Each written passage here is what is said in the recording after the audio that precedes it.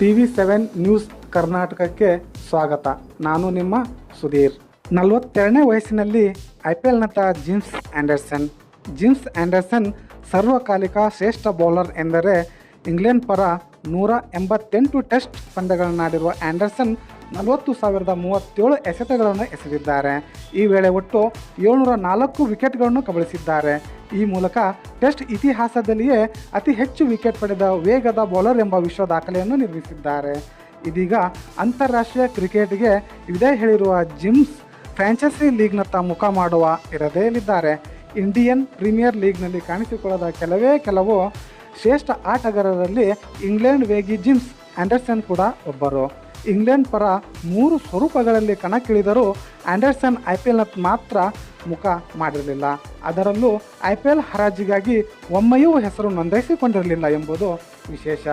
ಆದರೆ ಇದೀಗ 17 ವರ್ಷದ ಬಳಿಕ IPLನತ್ತ ಹರಾಜಿಗಾಗಿ ಜಿಮ್ಸ್ ಆ್ಯಂಡರ್ಸನ್ ಹೆಸರು ನೋಂದಾಯಿಸಿಕೊಳ್ಳುವ ಸಾಧ್ಯತೆ ಹೆಚ್ಚಾಗಿದೆ. ಅದು ಸಹ ತಮ್ಮ 42ನೇ ವಯಸ್ಸಿನಲ್ಲಿ ಎಂಬುದು ವಿಶೇಷ.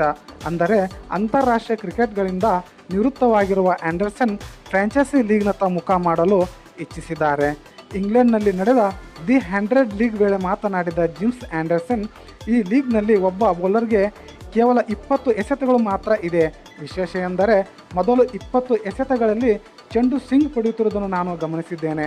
ನಾನು ಸಹ ಅದನ್ನು ಮಾಡಬಲ್ಲೆ ಎಂದು ತಿಳಿಸಿದ್ದರು. ಈ ಮೂಲಕ ಫ್ರಾಂಚೈಸಿ ಲೀಗ್ ಆಡುವ ಇಂಗಿತವನ್ನು ವ್ಯಕ್ತಪಡಿಸಿದರು. ಇತ್ತ ಜಿಮ್ಸ್ ಆ್ಯಂಡರ್ಸನ್ ಅವರ ಈ ಹೇಳಿಕೆಯು IPL ಫ್ರಾಂಚೈಸಿಗಳ ಗಮನ ಸೆಳೆದಿದೆ. ಇದಕ್ಕೆ ಮುಖ್ಯ ಕಾರಣ ಆ್ಯಂಡರ್ಸನ್ ಅವರಿಗಿರುವ ಅನುಭವ. ಏಕೆಂದರೆ ಇಂಗ್ಲೆಂಡ್ ಮಾಜಿ ವೇಗಿಯನ್ನು ತಂಡಕ್ಕೆ ಸೇರಿಸಿಕೊಂಡರೆ ಯುವ ಆಟಗಾರರಿಗೆ ಉತ್ತಮ ಮಾರ್ಗದರ್ಶನ ಸಿಗಲಿದೆ. ಒಂದು ವೇಳೆ ಅವರ ಹರಾಜಿನಲ್ಲಿ ಕಾಣಿಸಿಕೊಳ್ಳದಿದ್ದರೂ ಅವರನ್ನು ಬೌಲಿಂಗ್ ಕೋಚ್ ಆಗಿ ಆಯ್ಕೆ ಮಾಡಲು ಕೆಲ ಫ್ರಾಂಚೈಸಿಗಳು ಆಸಕ್ತಿ ಹೊಂದಿದೆ ಎಂಬುದು ವರದಿಯಾಗಿದೆ. ಸದ್ಯ ಜಿಮ್ಸ್ ಆ್ಯಂಡರ್ಸನ್ ಇಂಗ್ಲೆಂಡ್ ತಂಡದ ಬೌಲಿಂಗ್ ಕೋಚ್ ಆಗಿ ಕಾರ್ಯನಿರ್ವಹಿಸುತ್ತಿದ್ದಾರೆ. ಆದರೆ ಇನ್ನುಳಿದ ಸಮಯದಲ್ಲಿ ಲೀಗ್ ಕ್ರಿಕೆಟ್ ಆಡುವ ಇರಾದೆಯಲ್ಲಿದ್ದಾರೆ.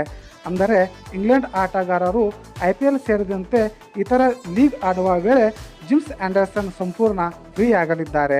ಹೀಗಾಗಿ 42ನೇ ವಯಸ್ಸಿನಲ್ಲಿ ಜಿಮ್ಸ್ ಆ್ಯಂಡರ್ಸನ್ IPLನತ್ತ ಮುಖ ಮಾಡಿದರೂ ಅಚ್ಚರಿ ಪಡೆಯಬೇಕಾಗಿಲ್ಲ.